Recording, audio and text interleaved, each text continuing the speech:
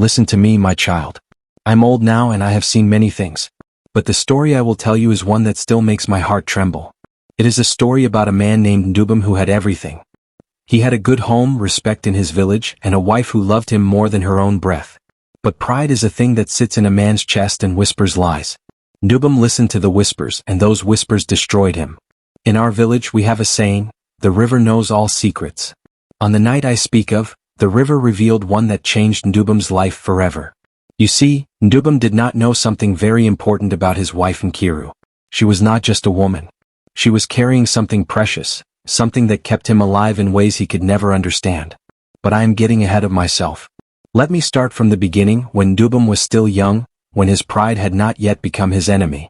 He was a farmer, strong and respected. When he married Nkiru, the whole village celebrated. She was gentle and kind, the perfect wife. But then, after many years, no children came. And that is when the whispers began. The whispers that would change everything. Years passed and Ndubam waited for sons. The village waited too. Every festival people would ask, when will you have children? Every market day women would whisper when Nkiru walked by. They said cruel things. They said she was cursed. They said she was not a real woman. Ndubam tried to defend her at first, but slowly the whispers worked their poison into his heart. Nkiru never complained. She cooked his meals. She cleaned his home. She prayed every night, kneeling beside their bed while Ndubam slept. But under the bed, hidden in cloth, was something she never spoke about. A small clay pot, tied with white string. Sometimes late at night, Ndubam would almost wake and see her touching it.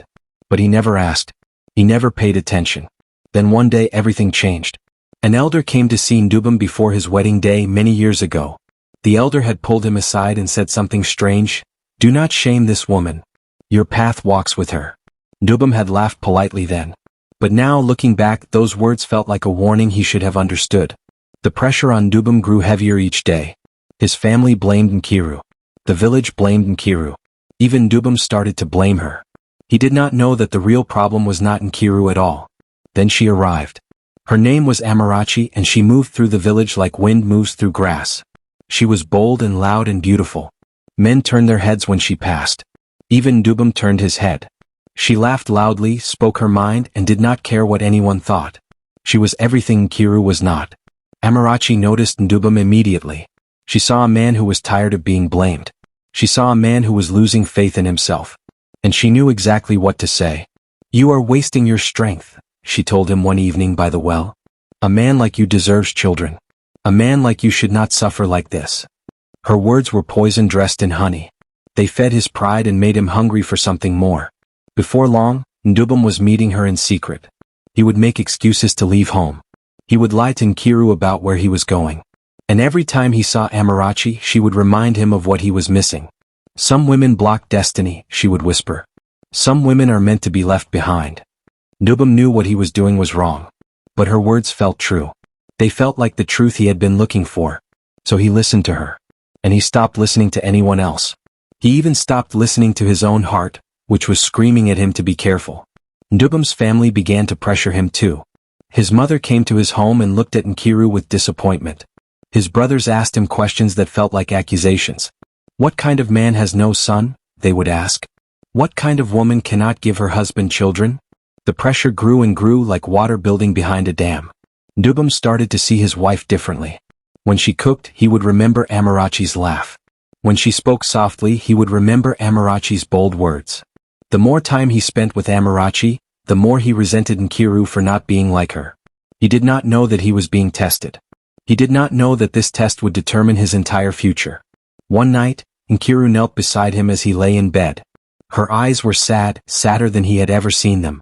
The storm has come, she whispered. I can feel it in my heart. Please, Ndubam, do not let the storm take you away from me. But Ndubam did not understand what she meant. He thought she was just being dramatic, being weak. He did not hold her hand.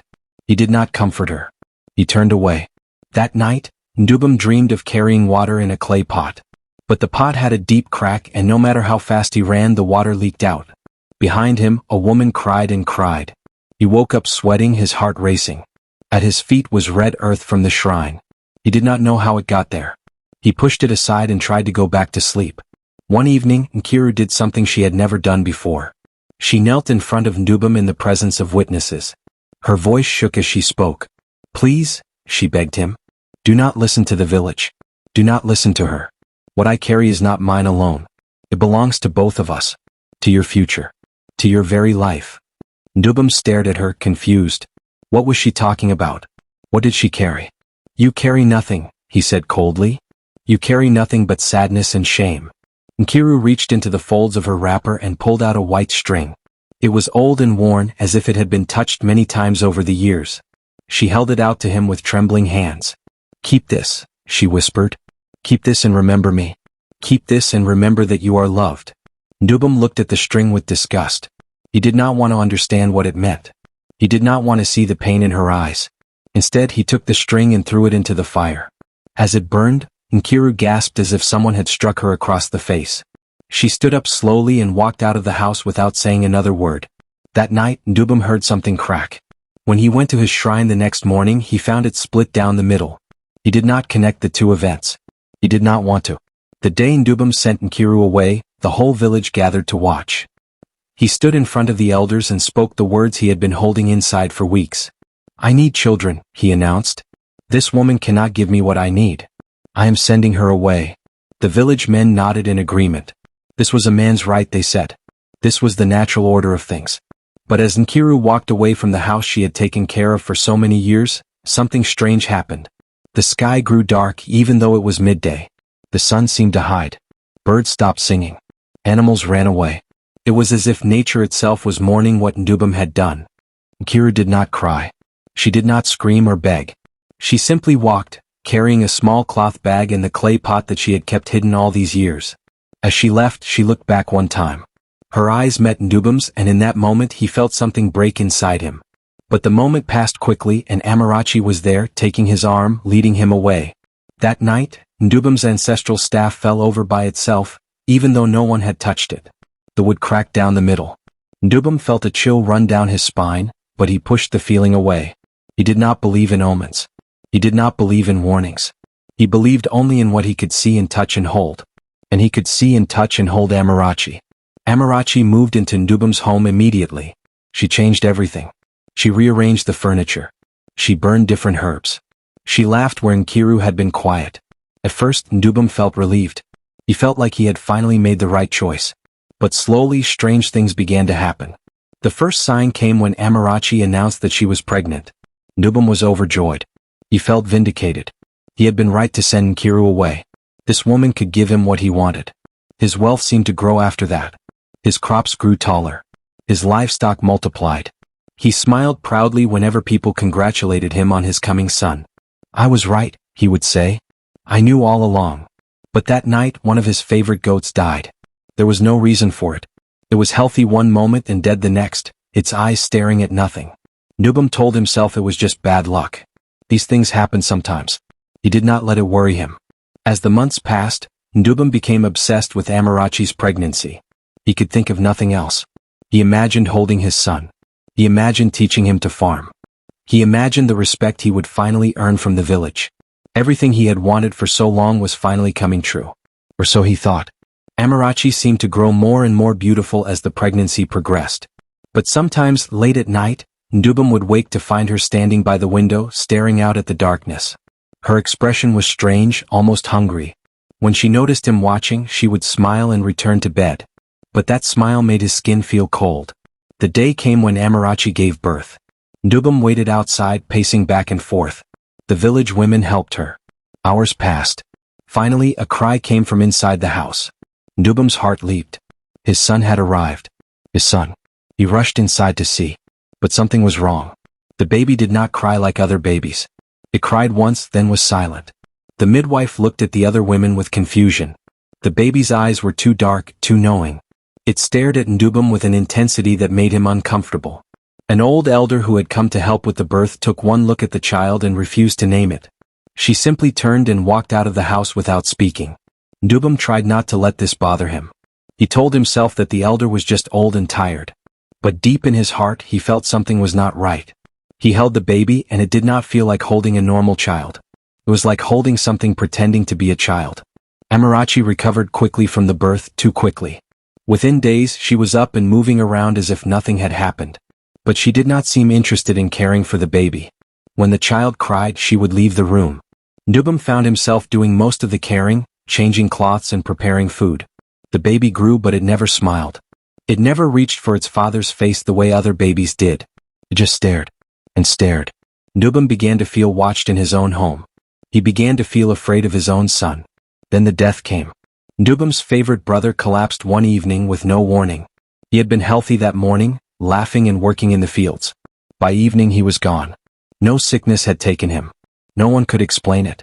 The healers came and shook their heads. The elders gathered and whispered. But no one could say what had happened. That night, Ndubum could not sleep. He walked to the river to think, to clear his mind. And there, reflected in the water, he saw a face. It was not his own face. It was Nkiru's face looking at him from the depths of the river. Her eyes were sad but not angry. They were filled with something that looked like pity. Ndubum reached toward the water and the face disappeared. He told himself it had been a trick of the light. But he knew it was not. The next morning he found the old woman who had refused to name his child. He needed answers. "What is wrong with my son?" he asked her. She looked at him for a long time before speaking. "Some destinies are carried by others," she said mysteriously. "Where is your wife? Where is the woman you sent away?" Her words struck Ndubum like lightning. He suddenly understood that something was terribly wrong. Something he had done was causing all of this. But he still did not fully understand what. He needed to find Nkiru. He needed to ask her what she had meant. He needed to understand the meaning of that clay pot and the white string. Ndubum began to search for Nkiru. He asked in the market. He asked at the well. He asked at the shrine. But no one had seen her. It was as if she had vanished completely. Amarachi grew angry when she discovered that he was looking for his former wife. She burned strange herbs in the kitchen. She muttered words that Ndubum could not understand. She watched him with eyes that were no longer beautiful but cold and calculating. "Why do you seek a barren woman?" she demanded. "She gave you nothing. I have given you a child. I have given you wealth. Why do you want to find her?" But Ndubum could not answer. He just knew that he needed to find Nkiru. He needed to understand what she had been trying to tell him. Days turned into weeks and Ndubum searched everywhere. He went to neighboring villages. He went to the forest. He went to places that made his neighbors question his sanity. Finally, an old woman who sold herbs at the market took pity on him. "There is a place," she whispered. "A sacred grove where spirits meet humans. If your wife carried something for you, she may have gone there to protect it." Ndubum did not fully understand what the old woman meant, but he knew where the sacred grove was. No one went there anymore. The village had forgotten it. That night, Ndubum made the decision to enter the sacred grove. He was afraid, but his fear of losing something important was greater than his fear of the unknown. He gathered his courage and prepared for the journey. The sacred grove was deep in the forest, far from any village. Ndubum had not been there since he was a child. As he walked through the trees, the world seemed to change. The air felt different. The light felt different. It was as if he was walking between this world and another world, a place where spirits lived and humans rarely went. When he reached the grove, what he found made his breath stop. There was a stone, ancient and covered with moss. On it his name was carved. But it was not carved as a whole name. It was split in two. One half said, Ndubum. The other half was gone. It had been chipped away as if someone had taken his name and broken it into pieces. Ndubum fell to his knees. He understood now that something was missing from him. Part of his very self, his chi, his life force, had been taken or separated from him. And somehow Nkiru had something to do with this. She had been protecting something that belonged to him. She had been holding the missing piece of his name, the missing part of his life. He sat there in the grove for hours trying to understand.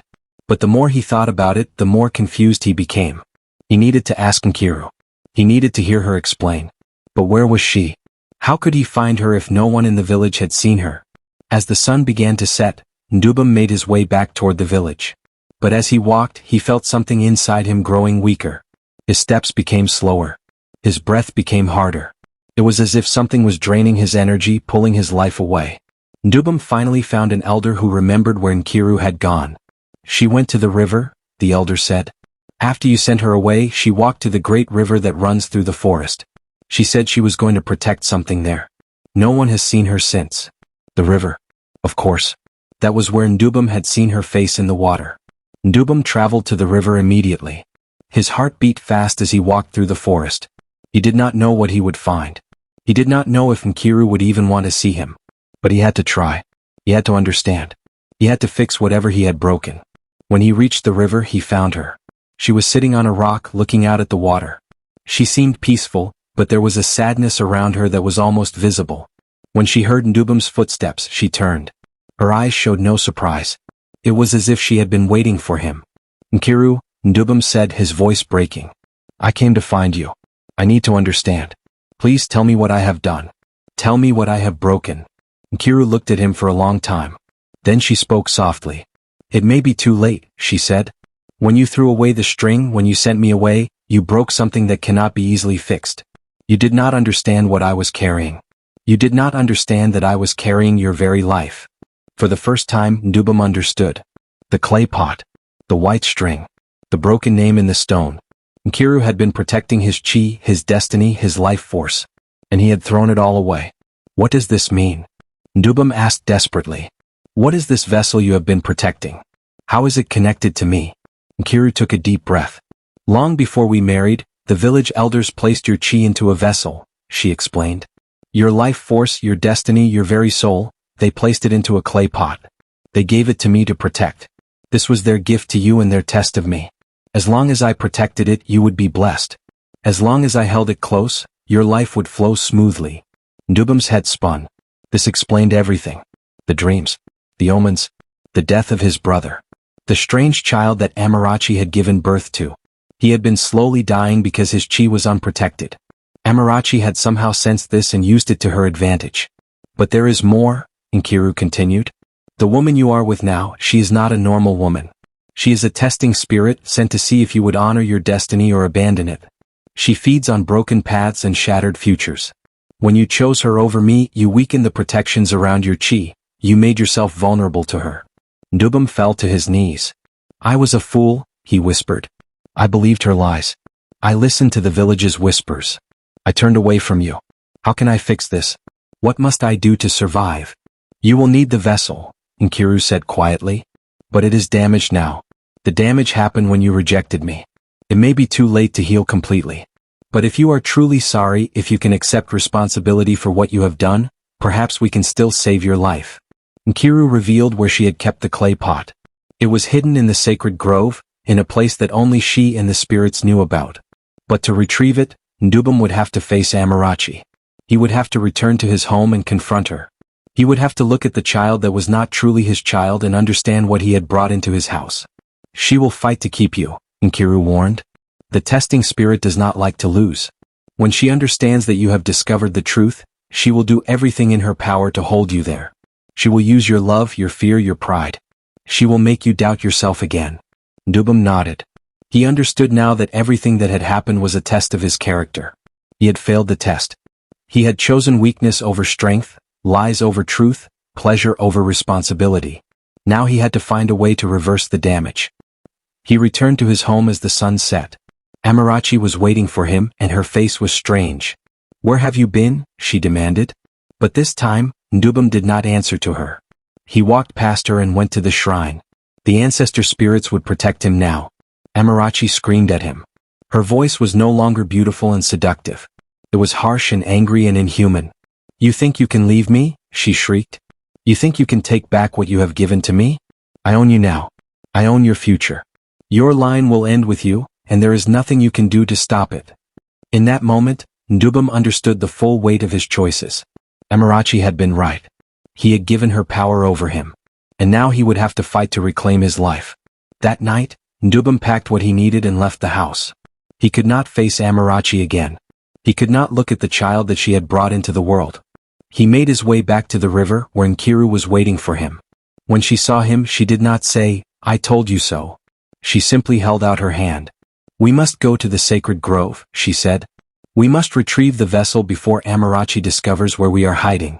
But I must warn you, the vessel is cracked. It was damaged the night you rejected me. The damage is permanent. Your life cannot return to what it was before.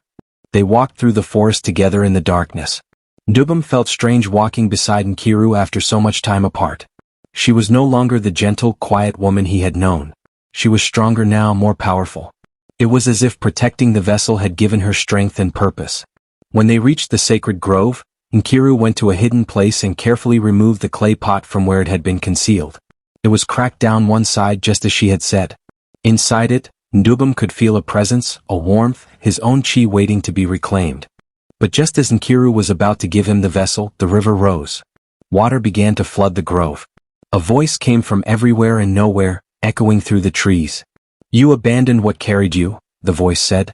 It was neither male nor female. It was the voice of something ancient and powerful. It was the voice of the river itself. "What do you want from me?" Ndubum cried out. "I understand now. I have learned my lesson. Please let me live." The river's water continued to rise, but it did not sweep Ndubum away. Instead, it formed a circle around him as if it was containing him rather than trying to kill him. The voice spoke again, calmer this time but filled with power. "A man may learn his lesson, but he cannot escape the consequences of his actions," the river said. "You were given a great gift, a woman chosen to protect your destiny. But you threw away both the gift and the giver. You chose pride over wisdom. You chose lies over truth. You must now pay the price for your foolishness."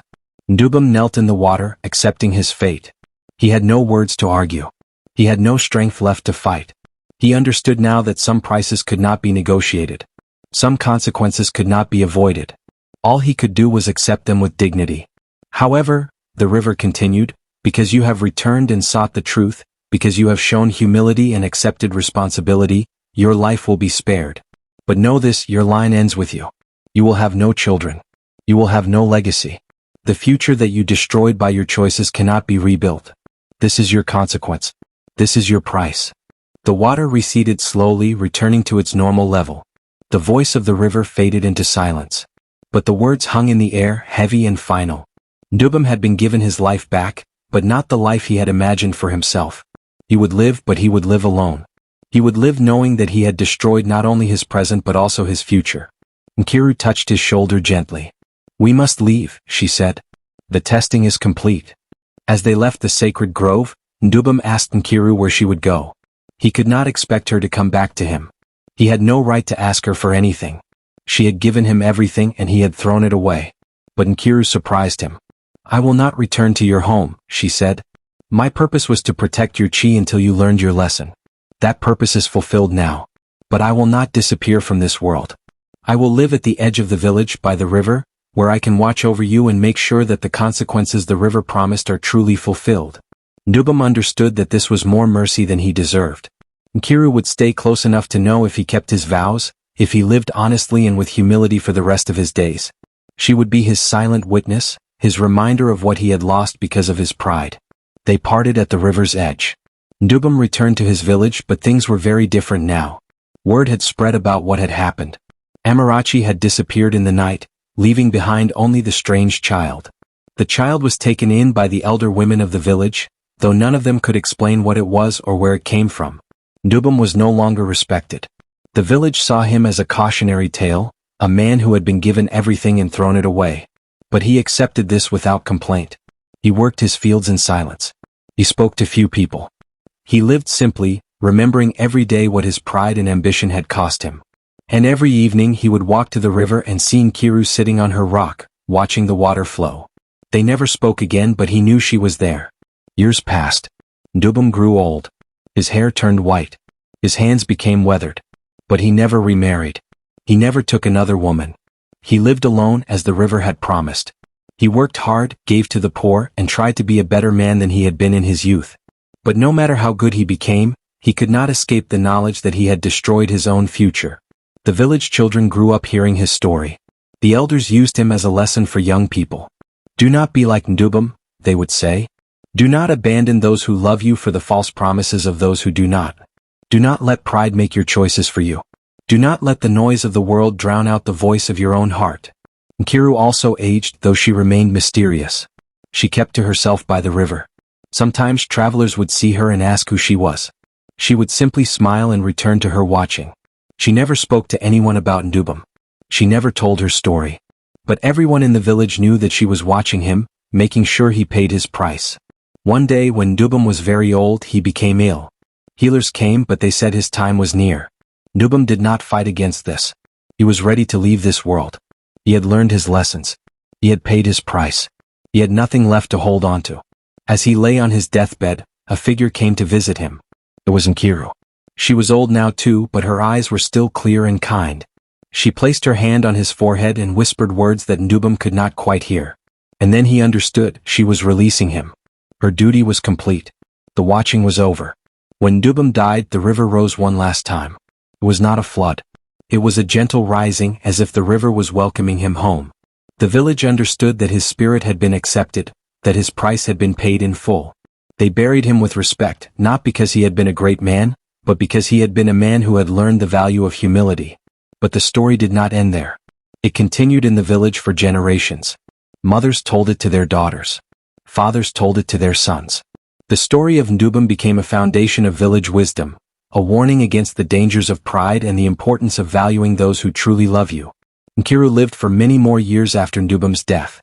She became known as a wise woman, someone who understood the mysteries of fate and destiny. Young women would come to her for advice. Young men would ask her for wisdom. She never spoke directly about Ndubum, but her presence was a constant reminder of what had happened. When Nkiru finally died, the entire village came to her funeral. They lined the river's banks with candles. They sang songs of gratitude and respect. Even though she had never been married to Ndubum officially, even though she had been cast aside and rejected, she had become the moral center of the village. She had become the keeper of truth. The village legend says that when Nkiru died, the river itself sang. The water glowed with a blue light that could be seen for miles. Animals came from the forest to watch. Birds circled overhead. It was as if all of nature was mourning the passing of a woman who had been greater than any queen. After Nkiru's death, the village built a shrine by the river in her honor. It was not a grand shrine. It was simple and humble, made of stone and wood. But it became the most visited place in the entire region. People came from far away to sit by the shrine and think about their own lives, their own choices, their own priorities,